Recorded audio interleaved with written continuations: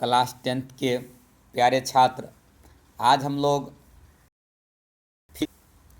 में नाभिकीय संलयन और नाभिकीय विखंडन के अंतर को जानेंगे।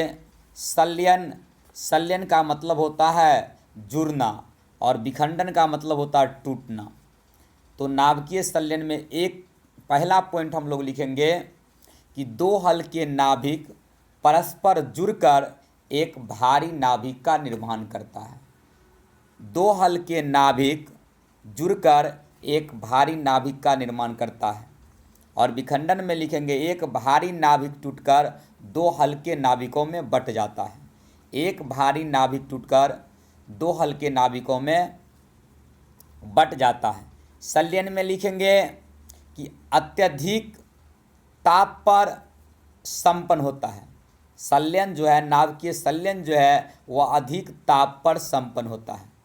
नाभिकीय संलयन अधिक ताप पर संपन्न होता है, जबकि विखंडन की क्रिया ताप से स्वतंत्र होती है। एक बार आप फिर से समझ लिए, नाभिकीय संलयन का मतलब होता है कि दो हल्के नाभिक जुड़कर एक भारी नाभिक का निर्माण करता है। नाभिकीय संलयन में पहला पॉइंट लिखेंगे कि दो हल्के नाभिक परस्पर जुड़कर एक भारी नाभिक का निर्माण करता है। और विखंडन में लिखेंगे एक भारी नाभिक टूटकर दो हल्के नाभिकों में बंट जाता है।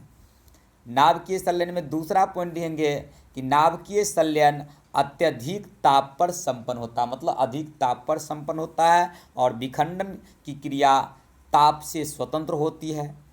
नाभिकीय संलयन प्रोटॉन द्वारा प्रेरित होता है, जबकि विखंडन न्यूट्रॉन द्वारा प्रेरित होता है।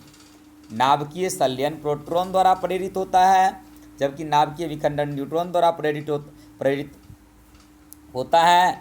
नाभिकीय संलयन श्रृंखला अभिक्रिया नहीं है, जबकि नाभिकीय विखंडन एक श्रृंखला अभिक्रिया है। नाभिकीय संलयन में भाग लेने वाले कण का वेग अति उच्च होना चाहिए, जबकि नाभिकीय विखंडन की क्रिया मंद वेग वाले न्यूट्रॉन द्वारा कराया जाता है। तो निश्चित रूप से आप नाभिकीय विखंडन और नाभिकीय संलयन में अंतर याद कर लोगे।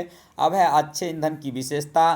तो अच्छे ईंधन आपको सरलता से उपलब्ध हो जाना चाहिए। अच्छे ईंधन आपको आसानी से उपलब्ध हो जाना चाहिए। इसका ऊष्मीयमान उच्च होना चाहिए। जलने के बाद हानिकारक अवशिष्ट पदार्थ से मुक्त होना चाहिए। कम धुआं और अधिक ऊष्मा मुक्त करना चाहिए। इसे सस्ता होना चाहिए। इसका भंडारण और परिवहन आसानी से किया जाना चाहिए। तो निश्चित रूप से आपके लिए बहुत महत्वपूर्ण प्रश्न, आप इन्हें जरूर याद कर लें।